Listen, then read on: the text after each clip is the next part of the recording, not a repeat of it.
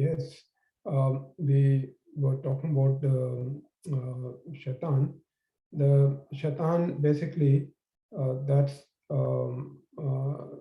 what he and his followers do is basically to misguide people.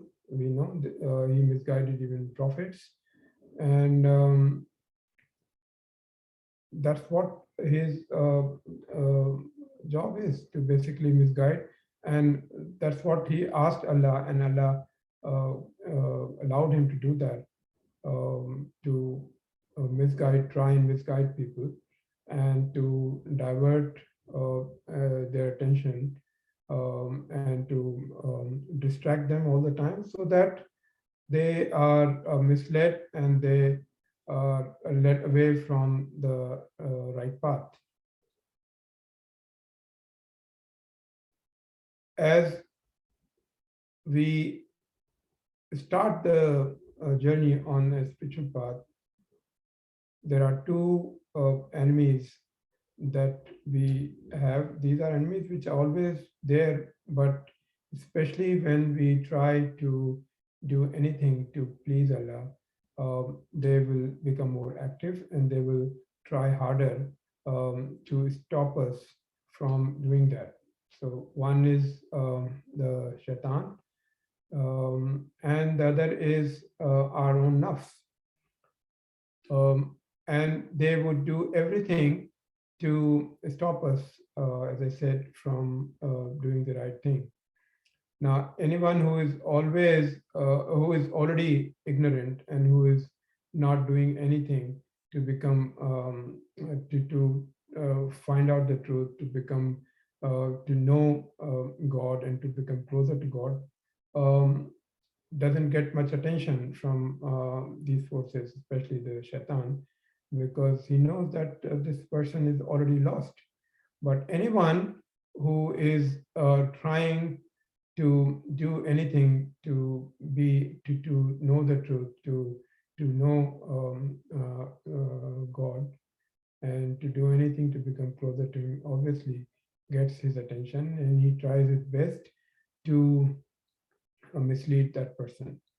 Now, this is something which doesn't stop after you have made some progress on the path.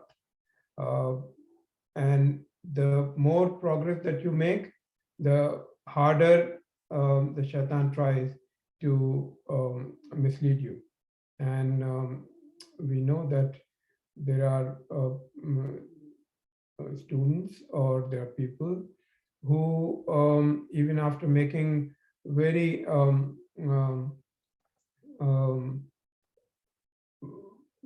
making after real progress, they somehow get distracted and are misled, and then they stop doing the practices, or they turn away from Allah. And these are cases where the shaitan becomes successful in his attempts to lead a person away from Allah. So we have to be always careful. We have to be aware that these two forces, shaitan and our own nafs.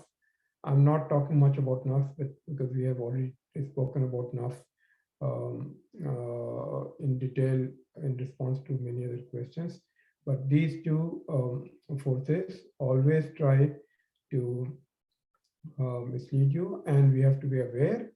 And if we get any doubt, if we get distracted, then we should know that this is coming from the shaitan, or the nafs. And the shaitan also attacks you through the nafs.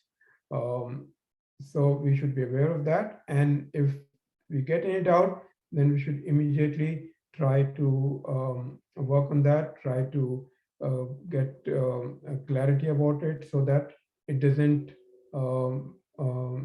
progress further.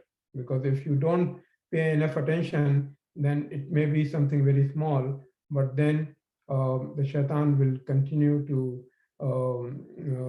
work on you, so that something small becomes big with time, if And therefore, it is very important that you address it immediately so that it doesn't impede your spiritual progress.